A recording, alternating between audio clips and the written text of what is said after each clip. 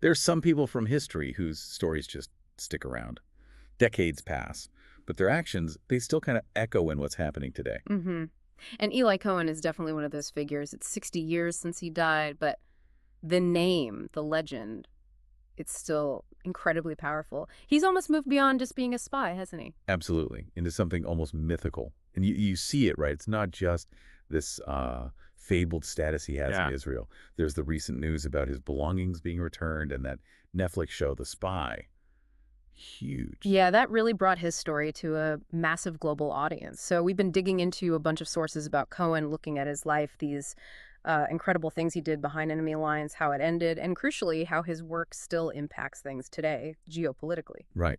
And that's our mission for this deep dive, isn't it? Not just retelling the story, but really pulling out what these sources tell us. Yeah. Like, why does Cohen still matter so much? What was the actual impact? And maybe what can his story teach us about, the dynamics in that region?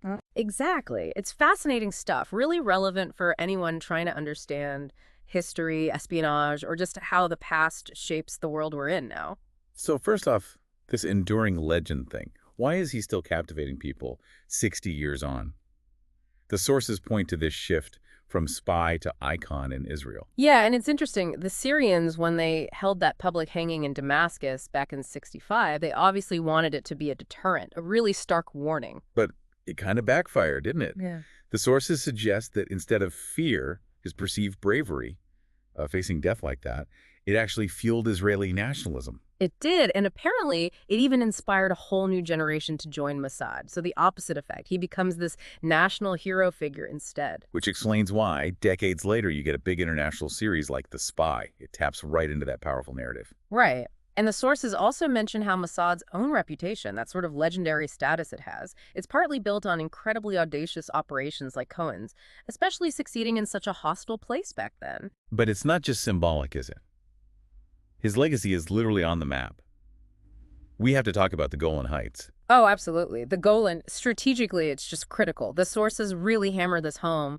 Whoever controls the Golan Heights basically dominates the whole surrounding area. And Cohen, because he'd gotten so deep inside the Syrian elite, inside their defense circles, he actually got to tour the Golan Heights when Syria controlled it. Which leads to that almost unbelievable story, the eucalyptus trees. Yeah. The sources tell this story where Cohen, kind of pretending to be sympathetic to the Syrian soldiers suffering in the sun up there. Right, he suggests planting trees around their fortifications for shade. Seems innocent enough, maybe even thoughtful. Exactly. He even helped make it happen. But then, fast forward to the 1967 war. And according to reports cited in our sources, the Israeli Defense Forces, the IDF, they apparently used those very trees as targeting markers. Think about that. Those trees planted for shade might have directly helped the IDF pinpoint Syrian positions, contributing to how quickly they captured the Golan Heights, like in just 2 days, some reports say. And Israel controls the Golan Heights to this day. That's a direct, lasting geopolitical reality that traces back, at least in part, to Cohen's intelligence work. It really shows how these small details, these clever bits of spycraft, can have these huge, long-lasting consequences on borders and strategy. Definitely. Shifting gears a bit to something more recent, there was that quite significant news about some of Eli Cohen's personal belongings being returned from Syria. Pretty remarkable, 60 years later. It really is. And our sources dive into this. They note it reportedly happened via the new Syrian president, Ahmed al-Sharaa. Yeah, and there was a Reuters report suggesting this wasn't just random, that maybe Sharaa intended it as a kind of a indirect signal, maybe trying to cool tensions with Israel, build some confidence, maybe even connected somehow to the Trump administration, it was speculated. And the items returned. They're incredibly personal, aren't they? Documents, recordings, photos from his time undercover, letters he wrote home to his family, things taken from his apartment. It's powerful stuff. But here's where it gets complicated. The sources actually give us conflicting stories about how these items came back. Right. So the Reuters report frames it as this sort of diplomatic gesture approved by the Syrian president. But then you have the Israeli prime minister at the time, Netanyahu, claiming it was actually a secret Mossad operation that recovered them. And Eli Cohen's widow, Nadia Cohen, she's gone on record saying she believes the Mossad version. So you have these two narratives, but, regardless of which version is true, the fact that this is happening at all, that a spy's belongings from 60 years ago are part of this discussion, maybe even a diplomatic signal. It just shows the whole of Cohen's story on the modern Israeli psyche. as one source puts it. It's still that potent. Absolutely. Netanyahu really leaned into that symbolism, called Cohen a national hero, a symbol of determination. He linked getting these items back to Israel's ongoing commitment to finding missing soldiers and captives. And he said the archive would educate generations. Mossad, too, called it an achievement of the highest moral order. It just highlights how these historical figures, their memories, they can become these incredibly powerful symbols in today's world, even bargaining chips, perhaps, in complex international dealings. So, to really get a handle on how he achieved all this, we should probably look at the man himself, Eli Cohen. He wasn't always Kamal Amin Thibet, his cover identity. No, definitely not. He was born Eliyahu Cohen in Egypt, 1924. His family was Egyptian Jewish. Even as a young man, he got involved in the Zionist movement there. Helping Israeli intelligence get Jewish families out of Egypt, right? Exactly.